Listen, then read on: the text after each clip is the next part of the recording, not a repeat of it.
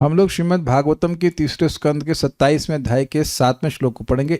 इस भागवत की महिमा के समझने के एक दृष्टांत देता हूँ। दृष्टांत से बातें बड़ी समझ में आती है। देखिए, आप लोग जानते, दिवाली तो आप लोग नहीं खेलते होंगे, मोस्टली नहीं खेलते होंगे। आप अपने स्कूटर लेके जा रहे हैं, कहीं पटाखे बज रहे हैं तो उसके पास जाने में भी डर लगता है कि उसका कहीं हमको छींटा ना पड़, छींटा तो नहीं बोलूंगा, क्या कहेंगे उसका, चिंगारी न लग जाए, गाड़ी में न लग जाए, या हमको ही चोट न लग जाए। ये दृष्टांत सबको समझ में आ रहा है कि नहीं? बिल्कुल पास से नहीं। और कभी कभी एक आध दो बम छिटक करके वो भी आ सकता है, कभी कभी रॉकेट जो भी होता है आ जाता है। स्पेशली वो जो अनार होता है ना, फुस करके आता है, डर लगता है उससे। अब उसकी तो एक रेंज है कि इतने एरिया में ही जाएगा, उसके बाद नहीं जाएगा। लेकिन जैसे मैं यहां बोल रहा हूं तो एक शब्द का एक्सप्लोजन है कि नहीं है? कैन यू उदाहरण मैच कर पा रहे हैं ना? तो यहां जिसके भी कान हैं वो अपने अपने को बचा लेगा इससे। उस समझ में ना आए या ना आए, श्रीमद् भागवतम का जो शब्द है वो तो भगवान से अभिन्न है। अब वो तो कान में जाएगा, कुछ तो कान में जाएगा, सर्व में स तो बोलेगा, कुछ तो सुनाई पड़ेगा, कुछ तो चित्त ग्रहण करेगा। और जैसे चित्त ग्रहण किया तो भगवान हृदय में कान में जा रहे हैं, वो एक्सप्लोजन करके ही मानेंगे, करके ही मानेंगे। मैं आज एक बहुत अच्छी बात तीसरी बार रिपीट कर रहा हूं, अभी तक मैंने नहीं बताई, बहुत अच्छी बात मैंने सीखी। देखिए, प्रभुपाद जी बिल्कुल स्पष्ट कहते हैं, भक्ति स्वीकार करना मतलब माया से युद्ध करना। क्लियर समझ रहे हैं? अब बड़ी बढ़िया सुंदर बात है, किसी भी युद्ध का प्रयोजन लेकर युद्ध किया जाता है, फर्जी युद्ध नहीं करते। जैसे मैं एग्जाम्पल देता हूं, आपको बिल्कुल समझ में आ जाएगा। आप लोग जानते हैं कि 12 साल नहीं 13 साल बीत चुके थे। आखिरी साल में वो लोग यानी कि पांडव लोग अज्ञातवास में थे। तो अब कीचक मारा गया था, याद है आपको? पता होगा, कीचक जो द्रौपदी को डिस्टर्ब करने का प्रयास किया, तो कीचक को भीम ने मार दिया। जब ये न्यूज पहुंची कौरवों के पास, तब वो प्रोसेस ऑफ एलिमिनेशन लगाने लगे कि भाई कीचक को या तो भीष्म पितामह मार सकते हैं, या दुर्योधन मार सकता है, या भीम मार सकते हैं। दुर्योधन ने मारा नहीं, भीष्म ने मारा नहीं, तो मारा किसने? जरूर ये भीम ने, इसने मारा होगा, लेकिन प्रमाण नहीं था उनके पास। तो जबरदस्ती विराट से युद्ध करने के लिए, उनको कोई दुश्मनी नहीं थी विराट से, लेकिन विराट नरेश से जबरदस्ती युद्ध किए, इन द सेंस कि उनकी जो गैया थी उनको एक मत्स्य नरेश ने चुरा लिया और इधर से कौरवों ने अटैक कर दिया। तो क्या कौरवों का उद्देश्य विराट पर चढ़ाई करना था? काले कृष्ण प्रभु आप बताइए, एनालिसिस कीजिए। क्या कौरव, माइक नहीं हम, चलो विचार कीजिए इस बात को। कौरवों का उद्देश्य विराट पे से युद्ध करना था, विराट नरेश से युद्ध करना था? नहीं, मतलब एटलीस्ट युद्ध करना उद्देश्य था, लेकिन what was the purpose? Pandav को आइडेंटिफाई करना। पांडवों को आइडेंटिफाई करना। समझ रहे हैं बात? उनको उससे कोई मतलब, कि गायों से कोई मतलब नहीं था, उनके राज्य से कोई मतलब नहीं था। क्लियर हुआ? अब आप ये बताइए, अगर वह पांडवों को चिन्हित करने में सफल हो जाते तो युद्ध में सफल हो जाते। ये समझ में आ रहा है? युद्ध हमेशा दूसरे राज्य को जीतने के लिए ही नहीं किया जाता है। Is it all okay? तो अब युद्ध जिस प्रयोजन से किया जा रहा है, अगर वो प्रयोजन हो गया सिद्ध, उतना प्रयोजन क्या होगा टू दैट एक्सटेंट, तो आप युद्ध जीत गए। Is it okay? जब एक और एग्जांपल महाराज देते हैं कि स्त्रियां झगड़ा कर रही हैं, तो इससे कोई फर्क नहीं पड़ता कि सही कौन है, जो अंत में बोलती रह गई तो वो जीत गई। तो उसका प्रयोजन ये है कि अंत में वो बोलती रह जाए, वो सामने वाली चुप हो जाए। भाई ये देखा गया था जगत में, ऐसा होता है, जो झगड़ा करने वाली स्त्री होती है। आप लोग सब अच्छी वाली हो, लेकिन हम अच्छी बात जी हैं, लेकिन झगड़ा करने वाली भी होती है, ऐसे देखा गया है। तो पॉइंट है कि युद्ध का प्रयोजन अगर सिद्ध हो गया तो आप युद्ध जीत गए। क्लियर? ठीक है। अब भगवान ने गीता में क्या कहा? गीता में भगवान कह रहे हैं कि जही शत्रु महाबाहो काम रूप दुरासुधम। युद्ध करने के लिए तो शुरुआत में भी बोले, बीच में बोले और अंत में बोले, लेकिन असली जो युद्ध है वो है काम को जीतना। क्लियर? तो हमारा जो माया से युद्ध है उसमें गोल बड़ा क्लियर है कि हमें काम को जीतना है। फाइन। अब प्रश्न है कि इसने किला कहां बना रखा है? तो काम ने किले बना रखे हैं इंद्रियों पे, मन पे और बुद्धि पे। तो भगवान ये नहीं कह रहे कमांडर की तरह कि सीधे मन और बुद्धि को जीत लो। तस्मात् इंद्रिया नादऊ। बार बार मैं रिपीट कर रहा हूं, बहुत सिंपल सी बात। भगवान गीता में कहते हैं सबसे पहले इंद्रियों को जीतो। योगा इंद्रिय संयम हम लोग सब यहां भी पढ़ रहे हैं। इंद्रियों को आप जीत लेंगे तो आप समझ रहे हैं कि इंद्रियों का बड़ा स्ट्रांग लिंक है मन से। वैभव प्रभु, आप टांग से चल के आए कि नहीं? तो टांग से चल के आए, आंखें भी इसमें लगी हुई थी रूम में आने के लिए। तो उसमें एक बड़ी इंपॉर्टेंट बात है, मन का संकल्प था कि यहाँ पे आए, तब सब काम किया। यानी कि इंद्रियां लगी हुई हैं तो मन ना लगा हो ऐसा नहीं हो सकता है। सबको समझ में आ रहा है क्वेश्चन? तो यानी कि अपना फोकस क्या है, हम अपनी इंद्रियों को जीत लें, अर्थात इंद्रियों को किसी ना किसी तरह से भगवान की सेवा में उलझाए रखें। कान से भगवान के बारे में सुन रहे हैं, वाणी से भगवान के बारे में बोल रहे हैं, आंख से भगवान को देख रहे हैं, ये अपना युद्ध का टारगेट है। अगर जिस सेकंड आपने ये जीत लिया उस सेकंड आप जीत गए। Are you able to follow this point? जिस समय माया अगर आपको क्लास में आने ही नहीं देती और इंद्रियों को और लगा देती तो आप हार गए थे एटलीस्ट उस time. You lost that battle not the war. समझते हैं इस बातों को? You may lose a battle but not the war. भाई 15 दिन की वॉर है तो उसमें एक दिन एक बैटल कही जाती। समझते हैं इस बात को? तो हो सकता है कि एक आधे घंटे में आप हार गए, मतलब माया में चले गए, लेकिन करना चाहिए वापस अपनी इंद्रियों को भगवान की सेवा में लगा देना। अच्छा, एक ये भी बात है, इंद्रिय भगवान लग गई तो मतलब माया से बाहर। एक भी इंद्रिय भगवान में लग गई, खत्म, वो आप जीत गए उस गेम को। क्या मैं समझा पा रहा हूं बातों को? Very interesting. तो ये अभ्यास व्यक्ति को करना है and that is very very easy, because इंद्रियों के मूवमेंट को आप रेगुलेट कर सकते हो। हरे कृष्णा कितना इजी है ना। हरे कृष्णा चैंटिंग इज इजी। हरे कृष्णा करके देखिए यार। हरे कृष्णा पूरा मंत्र भी नहीं बोलूंगा, खाली इतना करके देखो, सैंपल चेक करो। हरे कृष्णा अंत का चलेगा। हरे Rama Ram Ram Hare Hare is very easy. और मैं कहूँगा ध्यान लगाइए बैठ के, मन ना डिफिकल्ट।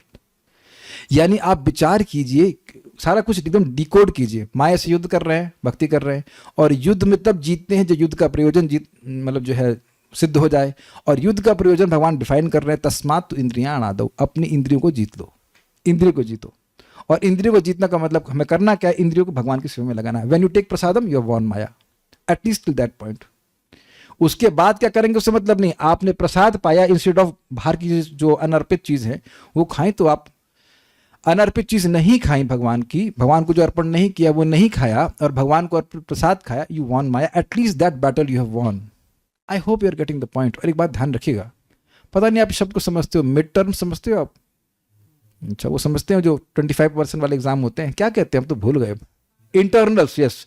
अगर सारे इंटरनल्स जीत गए आप या पास हो गए बढ़िया नंबर से, तो फाइनल कैसा जाएगा? संभावना है कि फाइनल अच्छा जाएगा।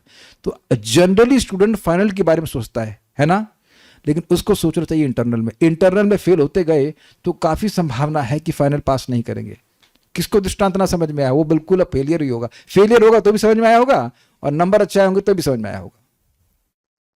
तो हर दिन, every second there is a war, और उसका प्रयोजन क्या है? क्लियर, इंद्रियां भगवान की सेवा में लगी रहना चाहिए।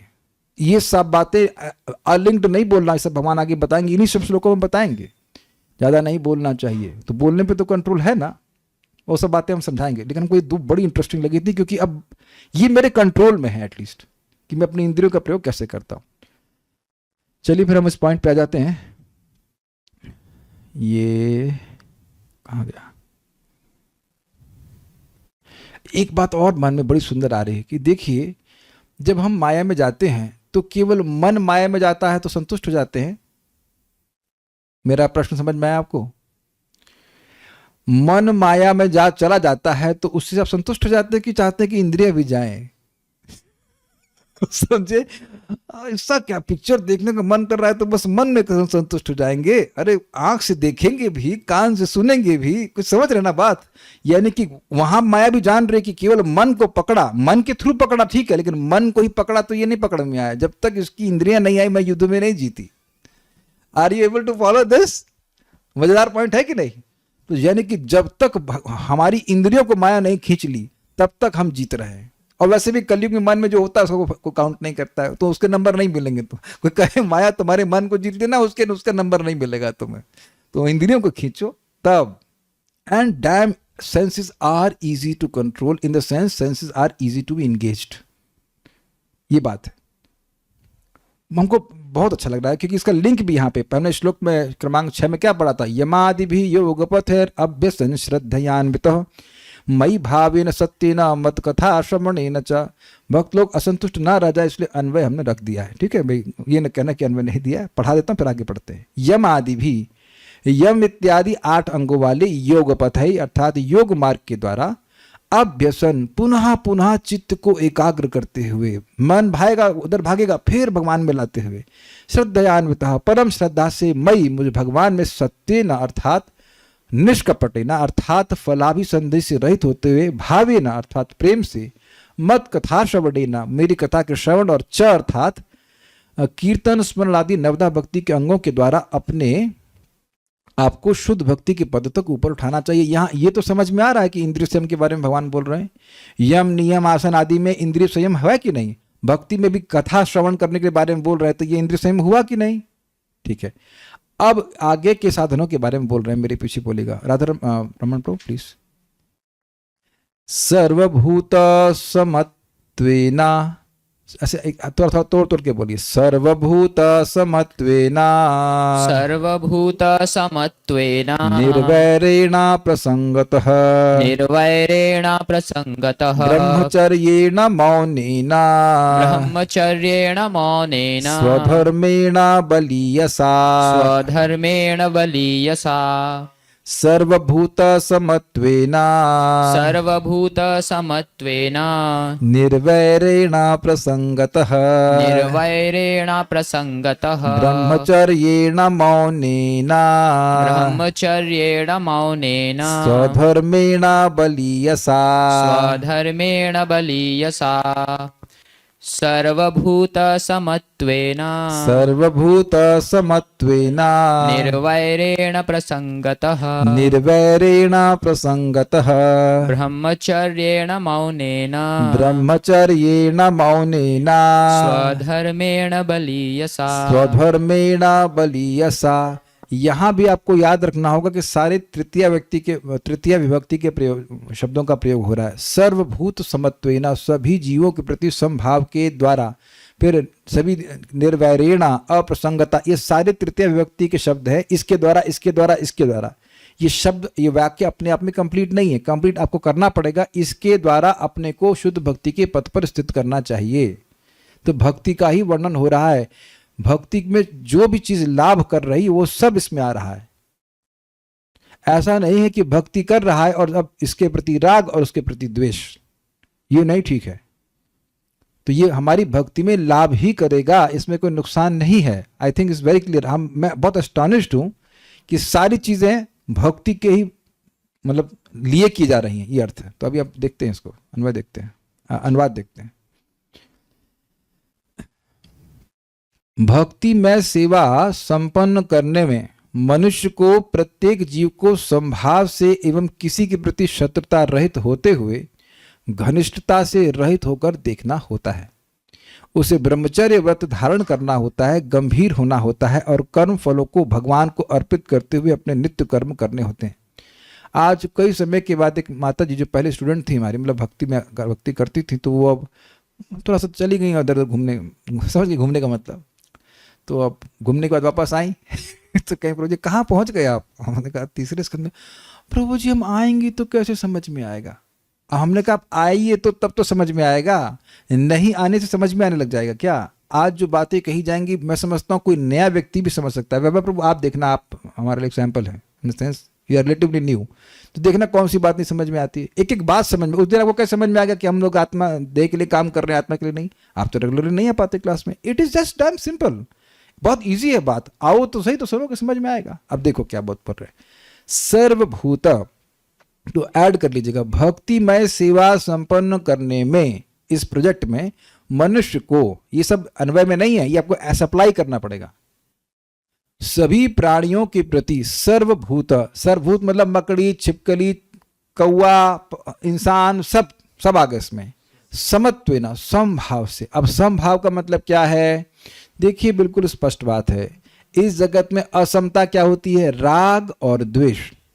जो हमारी इंद्रिय तृप्ति देता है उसको हम बहुत पसंद करते हैं, ये जो हमारी इंद्रिय तृप्ति नहीं देता, जो हमारी what we want he doesn't give, या उसके अगेंस्ट चलता है, तो उससे हमारा द्वेष हो जाता है। हमने कई बार समझाया इस बात को, सबको समझ में आता है। वही लड़का है, खुद का लड़का है, कभी बड़ा अच्छा लगता है और कभी लगता है काश पैदा ही नहीं हुआ होता।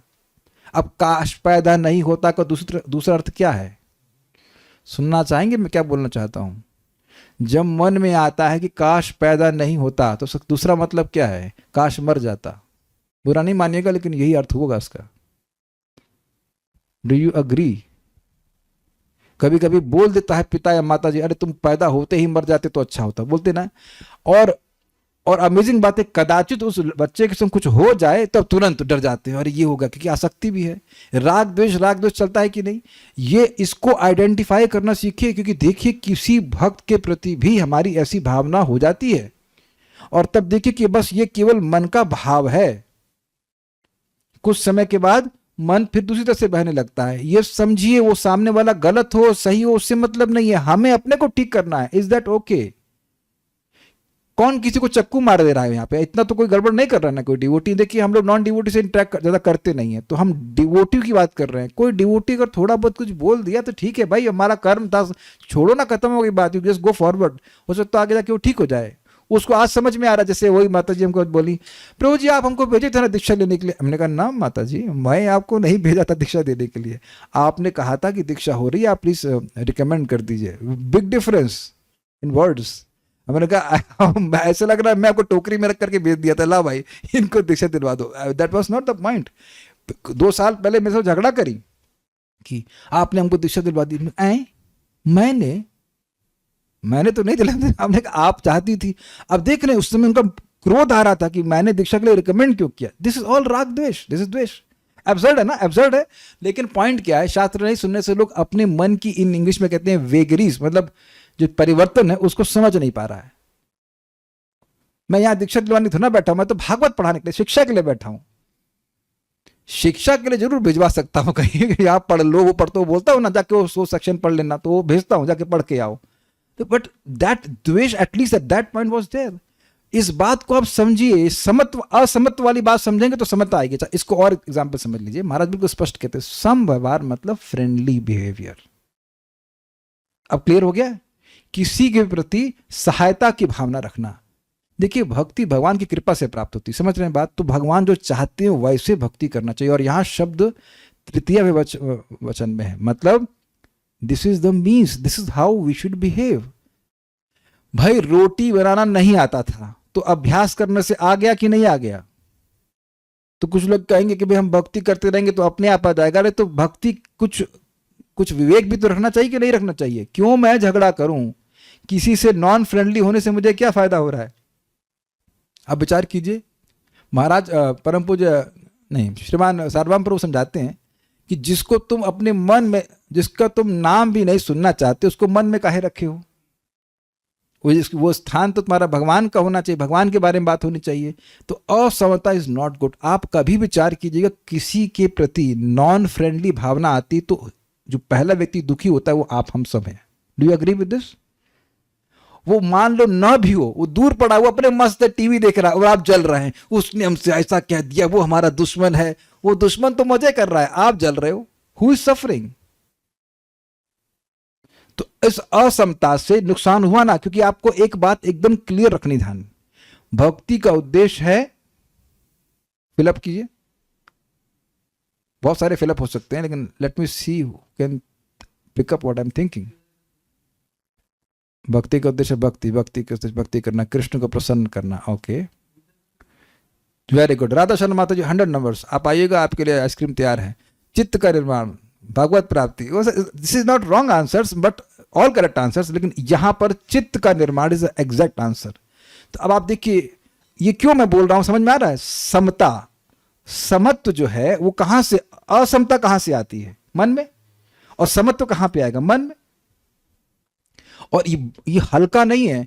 तेषाम ब्राह्मी, भूल रहा हूं, ब्रह्म में स्थित है। भगवत गीता में लिखा कि जिनका मन साम्यता में स्थित है वो ब्रह्म में स्थित है। दे हैव अटेन्ड ब्रह्मन।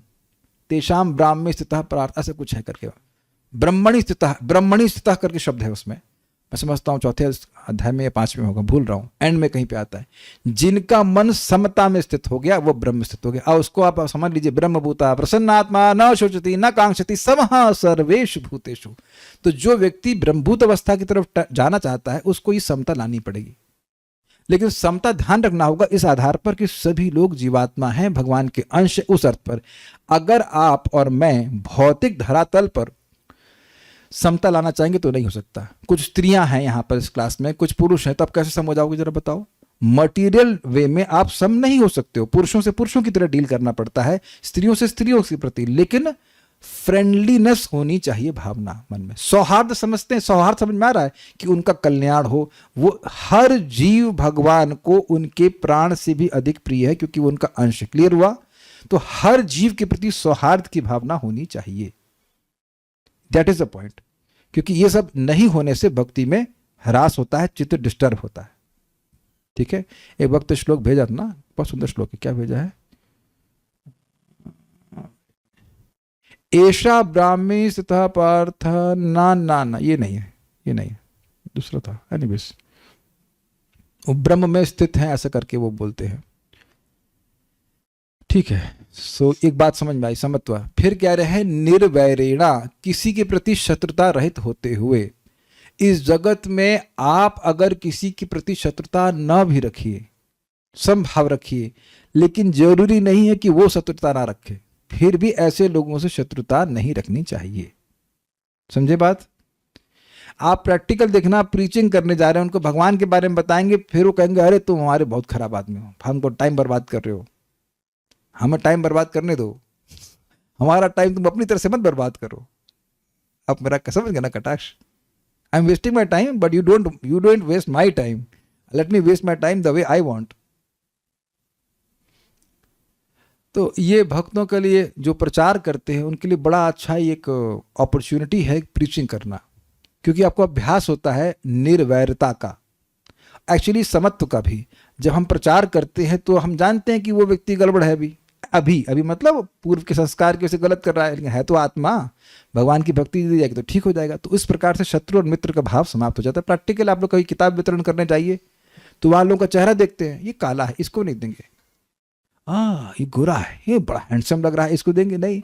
हम लोग तो शराब की दुकान में घुस जाते थे, ले गीता ले भाई, बड़ा पापी है, तो पुलिस वालों को दे देते हैं, लो जी भाई गीता लीजिए। अब काफ़ी कम संभावना है कि पुलिस वाले गीता पढ़ेंगे, लेकिन पढ़ भी सकते हैं, it's not impossible, but they take.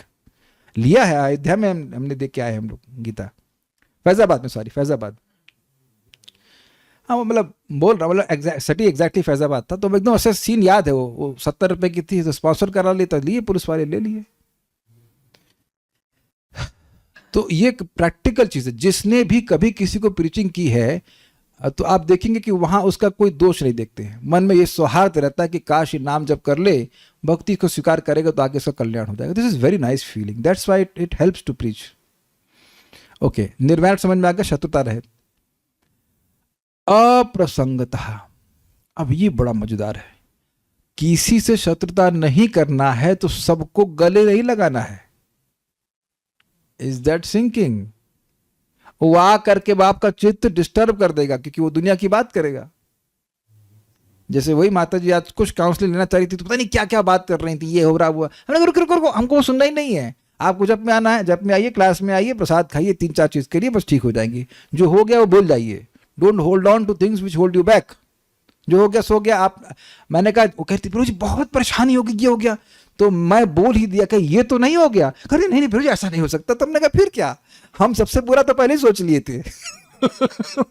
जो सबसे बुरा हो सकता है वो हम सोच लिए, वो हुआ नहीं, तो फिर तो क्या बात डिस्कस करना। मैं एकदम ओपनली बोल दूंगा, मतलब ये हो गया क्या, नहीं नहीं नहीं ऐसा तो हो ही नहीं सकता। हमने कहा अब ये मत बोलिए कि ऐसा नहीं हो सकता, इतना अहंकार मत रखिए कि नहीं हो सकता। बट मैंने बोला अगर यह भी हो जाता तो भी हमें कोई दिक्कत नहीं है, आइए क्लास करिए, जब कीजिए, एवरीथिंग विल बी ओके। है ना, डॉक्टर के पास जाओ कि साहब बड़ा गड़बड़ हो गया, क्या कैंसर हो गया है? कैंसर नहीं हुआ है, थोड़ा जुकाम हो गया, हाँ तो ठीक हो जाओगे। आई hope you get the point. तो हम ये क्यों किया, मैंने वो कचरा मैं नहीं सुनना चाहता था, जो इसने ऐसा कर दिया, उस भक्त ने ऐसा कर दिया, वहां ये पॉलिटिक्स हो गई। हमने कहा हम देखा है जितनी पॉलिटिक्स होनी है, हमको और नहीं देखना। You don't tell me that, आपसे ज्यादा समय से हम देख लिए, हमको नहीं देखना है, हम ना सुनना है उसके बारे में।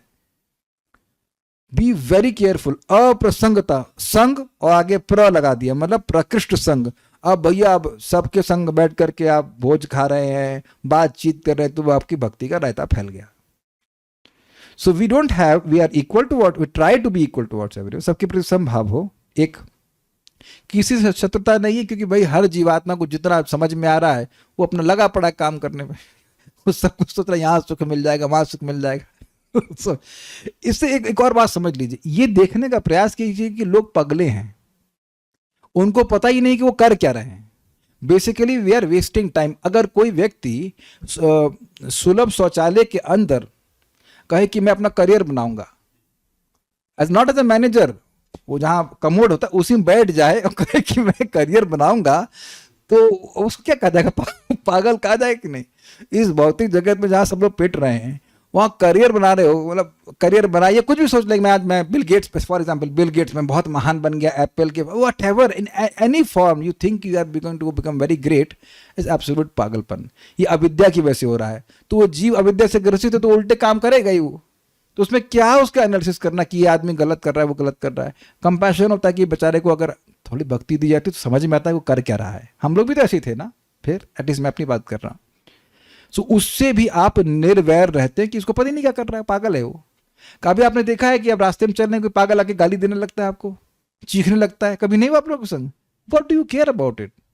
ये कभी कभी वो हंसने लगता है, कभी रोता है, उससे क्या वैल्यू है?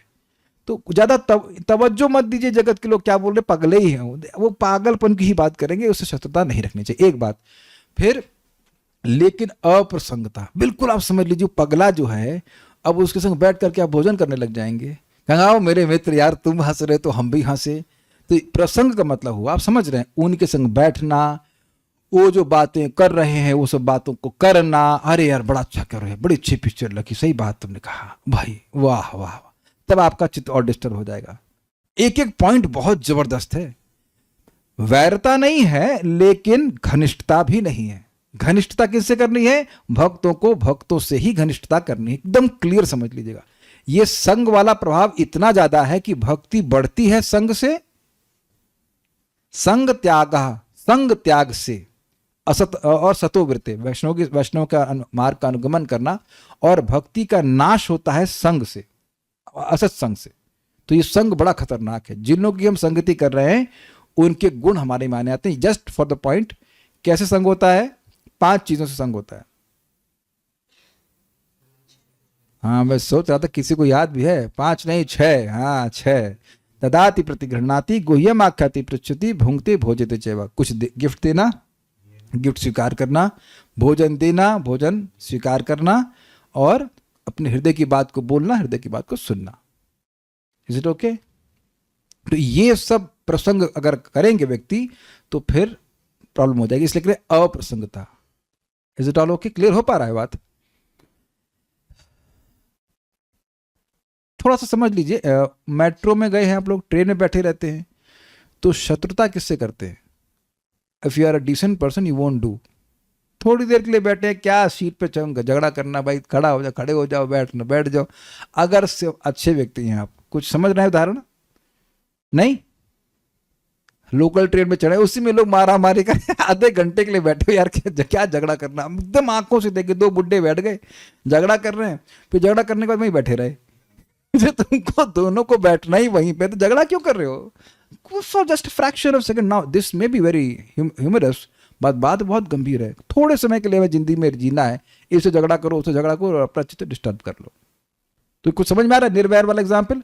और अप्रसंगता, ऐसा नहीं कि जो मेट्रो में बगल में बैठा उसे शादी कर लेंगे, ये हमारा दोस्त है, मित्र। नहीं, आप लोग को बातें करते हुए और कुछ करते हुए देखते हो, यू डोंट बिकम इन्वॉल्व ना। क्लियर? समझ में आ गया? आगे बढ़ते हैं। ब्रह्मचर्य ना, उसे ब्रह्मचर्य व्रत धारण करना होता है। इसका प्रभाव स्पष्ट समझते हैं। देखिए, कहते हैं सबसे अच्छा है कि वह शादी करे ही नहीं, मतलब पूर्णतः ब्रह्मचर्य का पालन कर ले। और अगर शादी कर रहा है तो केवल एक पति से संतुष्ट रहे, एक घर में और एक बाहर नहीं। समझे बात? ओनली वन, जस्ट वन, बस। और सब प्रश्न हो कि मर जाए तब, देन सेकेंड वन। हमको नहीं पता, लेकिन one means one. That also is called, इसे कहते हैं एक पत्नी व्रत धारी। एक पत्नी, भगवान राम का था ना एक पत्नी व्रत। यस, ये बात है, उससे बस संतुष्ट रहे। बाकी ये नहीं कि, और भक्ति करते करते समझ में भी आने लगता है इन सब चीजों से कोई व्यक्ति सुखी तो ना हो सकता है। But certain desires are not immediately gone. तो शादी का प्रावधान है बस एक पत्नी, ये प्रभुपाद तात्पर्य में बताएंगे, ये अर्थ है। देखिए, इसका बड़ा इंपॉर्टेंट बात है, ब्रह्मचर्य अपने आप में भक्ति नहीं है। लेकिन एक तपस्या है, और तपस्या से व्यक्ति का चित्त पवित्र होता है, एक बात, और उसको उसका संकल्प दृढ़ होता है, संकल्प दृढ़ होता है भक्ति करने के लिए। आप ये देखेंगे कुछ लोगों का संकल्प ही नहीं बन पाता है जप करने के लिए, भक्ति करने के लिए, उनको सब बहुत भारी लगता है। तो प्रभुपाद जी स्पष्ट कहें वो इस वजह से ऐसा होता है क्योंकि वो बहुत अधिक इंद्रिय तृप्ति करते हैं, ब्रह्मचर्य का खंडन बहुत ज्यादा करते हैं, इस कारण से उनका संकल्प ही नहीं बन पाता कि हम भजन करें।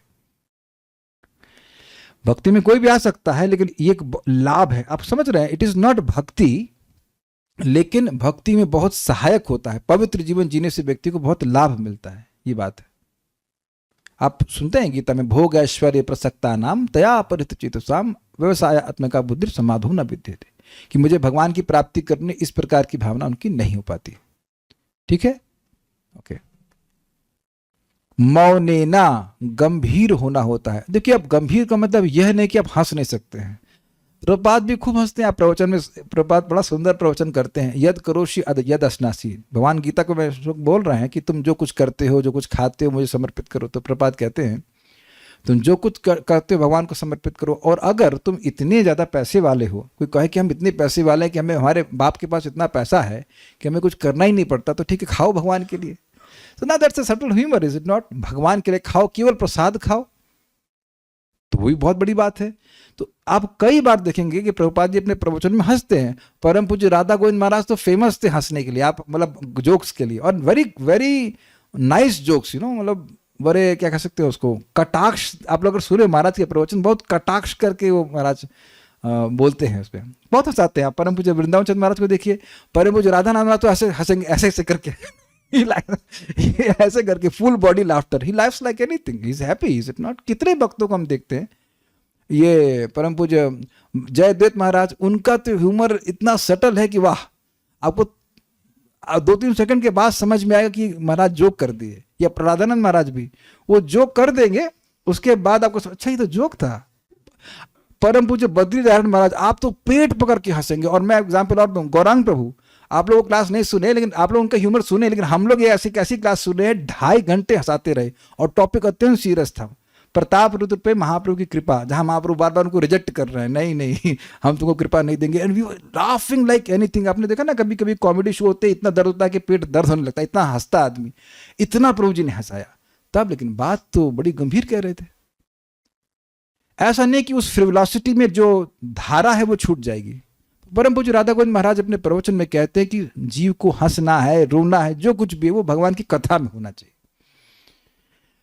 और हंसना नहीं कुछ होता है। आप देखिए परम पूज्य सच्चिदानंद महाराज को, always he have some subtle humour. परम पूज्य भक्ति विज्ञान महाराज, तो ऐसा नहीं कि लोग भक्ति में गंभीर नहीं, इनसे क्या हम लोग गंभीर अधिक होंगे, गंभीर हैं, यानी कि व्यर्थ की बात नहीं है। जो भी मजाक है, जो कुछ भी है, वो कृष्ण के संबंध में होना चाहिए, फालतू बात नहीं होनी चाहिए, फालतू बात नहीं होनी चाहिए। और ये बहुत इंपॉर्टेंट है, दिस रियली, हम जो भी बोल रहे हैं उसका बिल बन रहा है,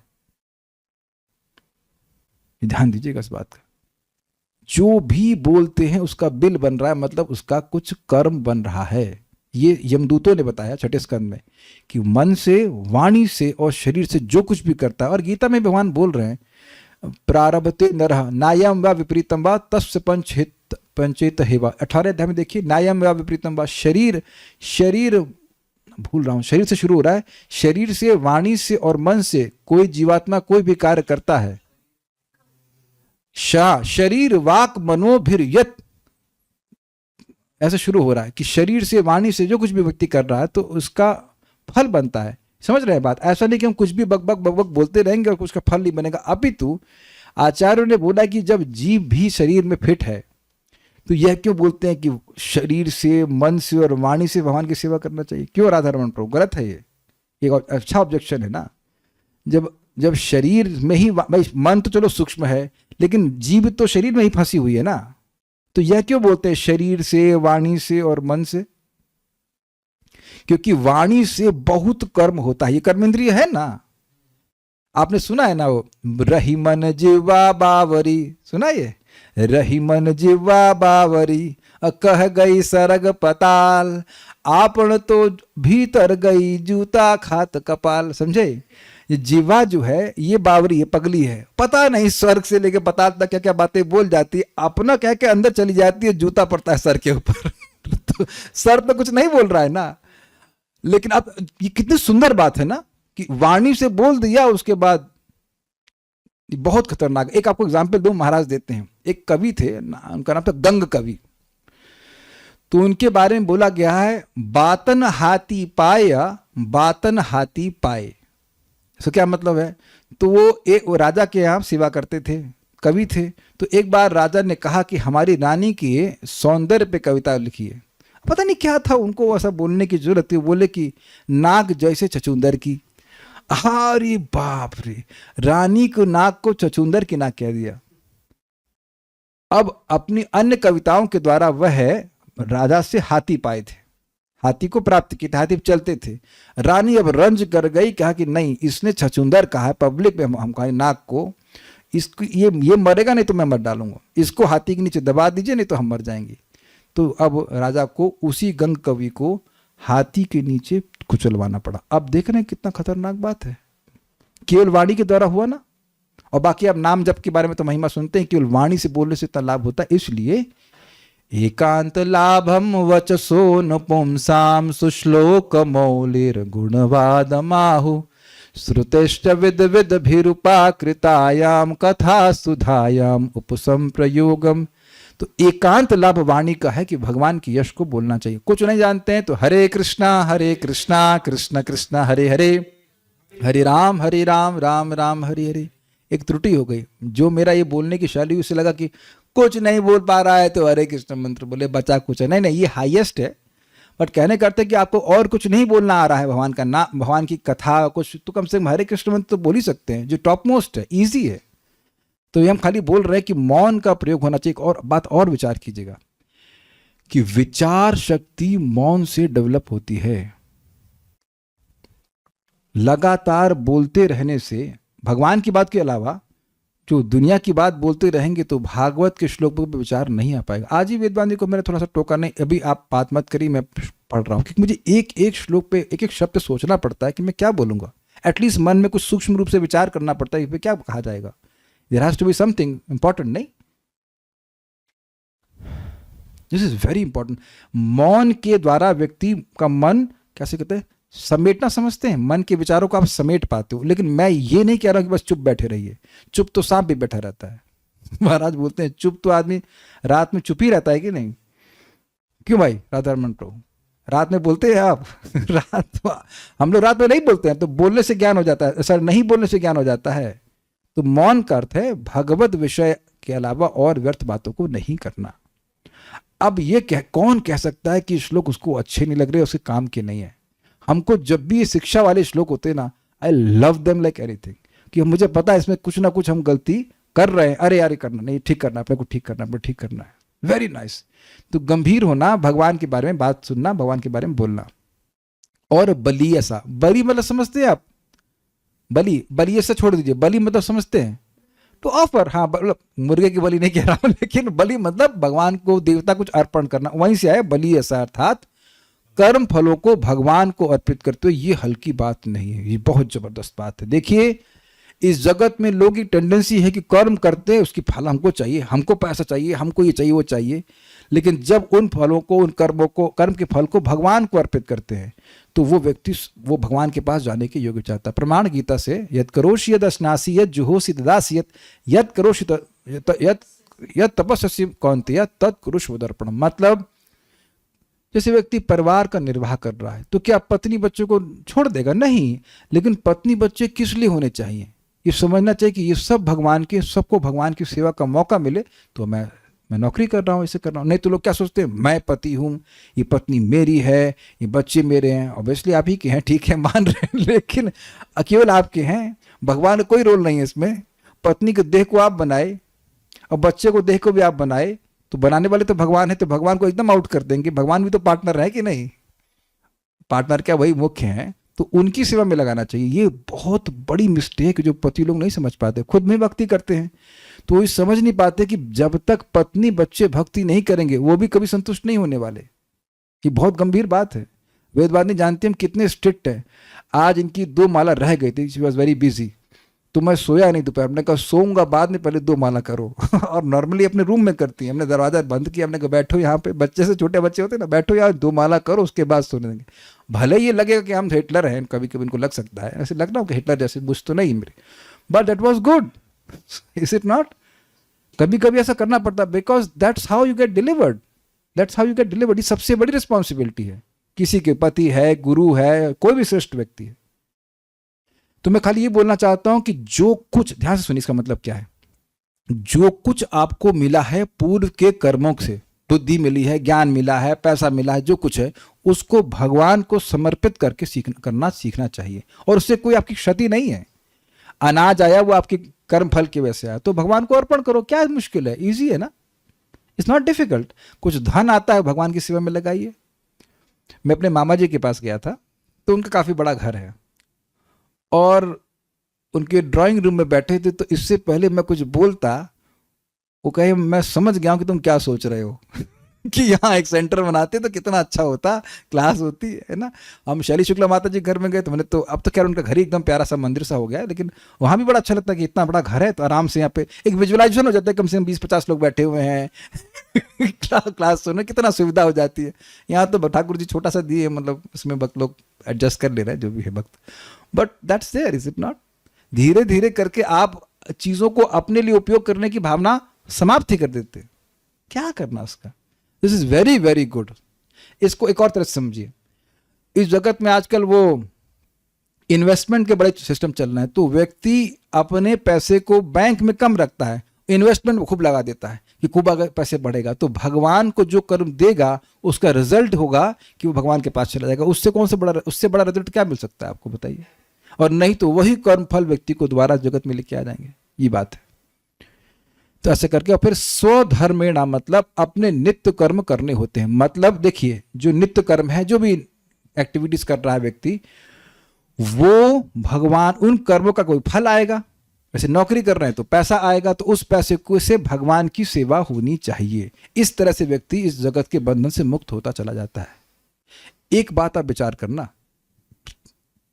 कि 1 लाख रुपए, नहीं रुकिए, मान लीजिए वेदवाद ने अपने खाना बनाया, तो आज 3 लोग का शाम को प्रसादम बनाया आपने, तो 3 लोग हैं, तो क्या कभी 4 लोगों के लिए बनाती हैं आप?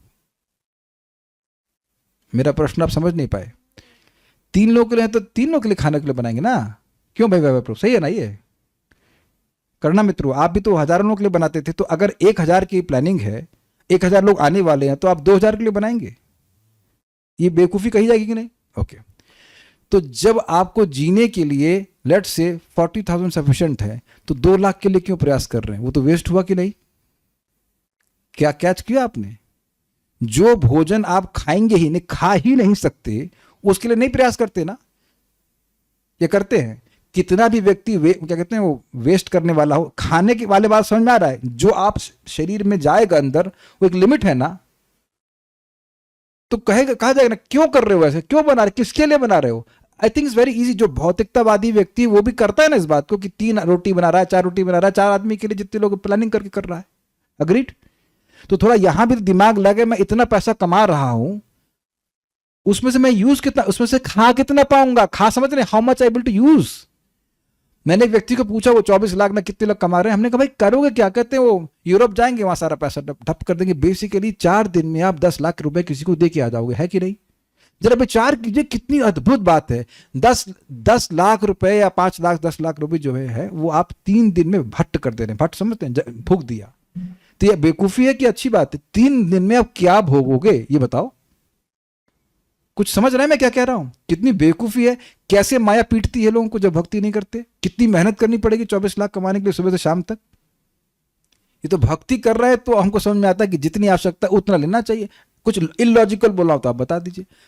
आपने कभी इस तरह से सोचा? ये मैंने भी कभी सोचा नहीं था। आई जस्ट थॉट कि मुझसे वेदवादी पूछ रहे हैं, आज कितना करना, दाल कितना भिगोना चाहिए, तो उसी से मुझे कुछ प्रोसेस हुआ। अपने कहा हाँ भाई, जितना खाना होता है उतना ही तो हम लोग करते हैं, तो इस जीवन में कितना भोग लेंगे आप बताइए? भोगने का सामर्थ्य कितना है? कितना खा लोगे? कितना आहार निद्रा भय मैथुन, कहीं चले जाइए, सो गए तो सो गए, इतना मालूम चलता है कि कहाँ सो रहे हैं।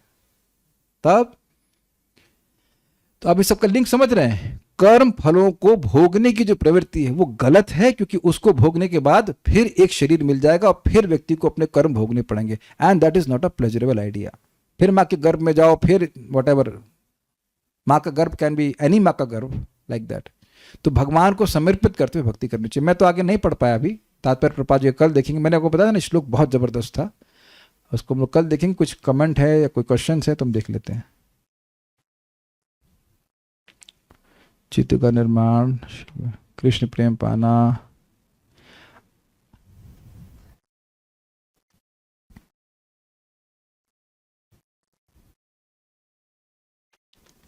लोग जितने मंथ की सैलरी होती है विदेश में होटल वाले एक दिन में भी दे आते हैं। हाँ, ये उन्हीं के लिए कमा रहे हैं ना वो। एक्चुअली वो उनका भाव यह है कि वसुधैव कुटुंबकम, पूरा विश्व भी हमारा कुटुंब है, तो कुटुंब के लिए कमा रहे हैं। वहाँ विदेश में लोग बैठे हुए हैं, सारा कमाओ जा करके डिपॉजिट करके आ जाओ। और एक बड़ी मजेदार बात है, ये हमारे घर की बात है। एक स्टूडेंट हमारे आए, अब अच्छा कमा रहे हैं पैसा, तो बोले प्रभु जी मंदिर में देने में हमको डाउट होता है कि पता नहीं वो सही उपयोग करेंगे कि नहीं। फिर थोड़ी देर में बात आई कि पत्नी के लिए 50,000 रुपये की साड़ी खरीदे, ये किया। कहते शादी के लिए, नहीं शादी तो हो गई आपकी। मैं समझ नहीं पाया कि भाई शादी में खर्च होता है ना, अपनी शादी में दुल्हन 50,000 की खरीदे या 1 लाख की, चलो समझ में आता है भाई, मान लिया। तो मैं बिल्कुल प्रोसेस नहीं कर पाया कि शादी तो हो गई है और दुल्हन की साड़ी आप क्यों खरीदेंगे ना, it doesn't, I could not मतलब वर्क इट आउट। तो बोले नहीं मेरी बहन की शादी ये पहन के जाएगी। अब ये बताओ कि क्या उसके पास अच्छे कपड़े, अच्छी खासी साड़ी पहन के माता जी आई थी, वो खराब नहीं लग रही थी, अच्छे थे। और 50,000, अब उनसे पूछो तुम तो देख रहे हो ना कि 50,000 व्यर्थ में भट्ट हो रहा है, तब तुम दे रहे हो कि नहीं दे रहे हो। तो एक इंटरेस्टिंग बात है कि वहां रो रो के भी देता है व्यक्ति, है कि नहीं। और उससे क्या वो कर्म बंधन नष्ट हो रहा है। भाई मैं कह रहा हूं आपको मंदिर में विश्वास नहीं तो कम चावल ही दे आओ, चावल तो बेचेंगे नहीं ना। कि चावल की दुकान लग गई है भाई। Are you able to understand the point. लेकिन जब व्यक्ति माया में होता है तो उसको पता ही नहीं होता कि माया में कितना चला गया। ही पीपल जस्ट लूट हिम, समझ रहे हैं, लूट लेते हैं लोग। हमें तो लूट लिया दुनिया वालों। पीपल जस्ट लूट लेते हैं। तो भगवान की भक्ति करने से समझ में आता है कि अपने कर्म फलों को हमें कहाँ इन्वेस्ट करना, और धीरे धीरे देखना, इतना मजा आता है। हम इतने खुश हैं। गिव सम आइडिया, वो गुलाब दीजिए भगवान वाला, इतना मजा आता है। और सेंट दीजिए, I give a very nice thing, this is really funny, this is really funny. मेरी एक बहुत बढ़िया प्रॉब्लम थी, उसको भगवान ने कैसे सॉल्व किया दिखाता हूँ। अभी गर्मी है, आप जानते हैं कि गुलाब जो है सूख जाते हैं, जो देसी गुलाब है। ये गुलाब देखिएगा, ये अभी तक सूखा नहीं है, यू कैन सी दिस, ये विदेशी गुलाब है। लेकिन कठिनाई ये थी कि इसमें जो है खुशबू नहीं आती है। आप चेक करना इसमें खुशबू आएगी। तो हमने क्या किया, जो रोज का सेंट है इसमें छिड़क दिया। भाई प्लास्टिक का बोलते हो ना, चढ़ा रहे भगवान को और दे देते भगवान को। And whole day I am happy seeing Krishna with this. भगवान को गंध भी मिल गई, भगवान को फ्लावर मिल गया और पत्र। So you see when you, what I am trying to say, कि जब आप भक्ति करना चाहते हैं, कृष्ण आपकी इच्छाओं को देखते, ठीक है बस कोई गुलाब देना अच्छा लगता है, but give him this idea. कहाँ से आया बताइए, कृष्ण ने आइडिया दिया। This is very exciting. और हर बार जब मैं हर दिन देखता हूँ, अभी तो फूल सूख गए, हर दिन जब मैं सुबह भगवान को फूल अर्पण कर रहा हूँ तो मुझे लगता है हाँ तो ये नॉर्मली लगेंगे, तो ऐसे नॉर्मली लगेंगे। But after that flower decoration finishes, which is not a decoration, somehow they put simply flowers, you feel so nice. भगवान बड़े प्यारे लगते हैं। अब मैं एक्सप्लेन नहीं कर सकता, यद्यपि मुझे प्रेम में प्राप्त अभी नहीं हुआ है, कुछ मतलब नहीं, हम तो भी वो अनर्थ निवृत्ति में कहीं 10% 50% में है। लेकिन आप लोग का भी ऐसा अनुभव होगा अगर आप ट्राई कीजिए कभी, कि भगवान के लिए आप कुछ करते हैं, कुछ भी आपका कर्म फल है, पैसा कुछ भी भगवान की सेवा में लगाते हैं, बड़ी प्रसन्नता होती है, बहुत प्रसन्नता होती है। ऐसा नहीं कि आगे फल मिलता है, तुरंत आपको महसूस होता है कि हाँ बहुत अच्छा है। ये करके देखिए, ये सब बातें बहुत लाभकारी। और तो कोई किसी कुछ नहीं कहना है। वहीं से होता है कर्म, भगवान भागवत के कौन से चैप्टर में है? वाणी से होता है कर्म, भगवान भागवत के कौन से चैप्टर में है? कौन से चैप्टर में नहीं है? हर जगह तो समझाया गया। अभी इसके लिए आपको चैप्टर रेफरेंस देखना पड़ेगा। वाणी से कर्म नहीं होता। अभी गाली दूं आपको, एक बात बोल दूंगा तो हो सकता है कि दिन भर के लिए क्लास में ना आए, चाहे पूरा जीवन ना आए, है ना।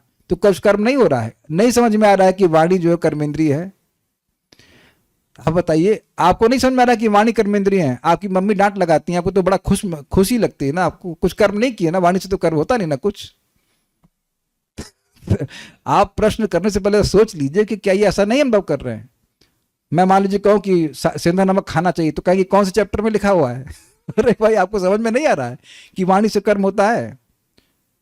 बल्कि एक और इंटरेस्टिंग बात है, ये देख रहे हैं कि वाणी की शक्ति के अंदर क्रिया शक्ति भी है। Can you see this? Can you see this?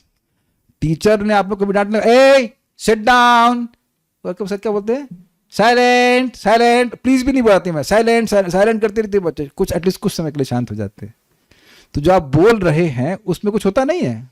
उधर देखिए मेट्रो में जाते हैं, आवाज आती रहती है, रोबोट की आवाज भी उससे कितनी क्रिया हो जाती है। दरवाजा खुल रहा है, ट्रेन आने वाली है, स्टेशन में आने वाला है, यहां मत उतरिए, ये मत करिए, तो अब देखिए कितनी क्रिया हो रही है। तो वाणी में क्रिया शक्ति नहीं दिख रही है आपको? वेदवाणी से मैं कुछ बोला था करने के लिए, कुछ तो बोला था, तो वो नहीं कर पाए, तो कहीं हम सुने ही नहीं। तो वाणी अगर आप सुनती तो नहीं करती, क्यों नहीं करती? बिल्कुल बहुत अच्छी हैं, ये करती हैं, इसे ना मैं कटाक्ष नहीं करता हूँ, करती हैं। तो अब वाणी में क्रिया शक्ति नहीं दिख रही है आपको। ये बहुत जबरदस्त बातें हैं। When you speak it has active potency. क्यों करना मित्रों, आप बिना बोले ही सब डिवोटी किचन मैनेज कर लेते थे। तो बहुत, बल्कि आप देखें कुछ लोग तो केवल बोल के सारा काम चलाते हैं, उन्हें हाथ कुछ लगाना ही नहीं पड़ता। बल्कि आपने एक और शब्द सुना होगा, हमारे बच्चे तो बस आवाज से डरते हैं, सुना है आपने? और कुछ लोग बोलते हैं हमारे बच्चे तो किसी से डरते नहीं ना आवाज से, ना डंडे से, किसी से भी नहीं। तो आप समझ रहे हैं वाणी का प्रभाव होता है, वाणी का कर्म बनता है। हाँ, विल स्टॉप नाउ। वो अपराध के बारे में तो पता ही है ना, वैष्णव का अपराध कर देंगे हम, वैष्णव की निंदा कर रहे हैं, सारा कर्म हमारे ऊपर आ गया, और कितना आपको प्रमाण देंगे और प्रमाण नहीं देंगे। ठीक है, will stop now, will continue with this tomorrow. Shrimad Bhagavatam की जय, श्रील प्रभुपाद की जय, निताई गौर प्रेमानंदे।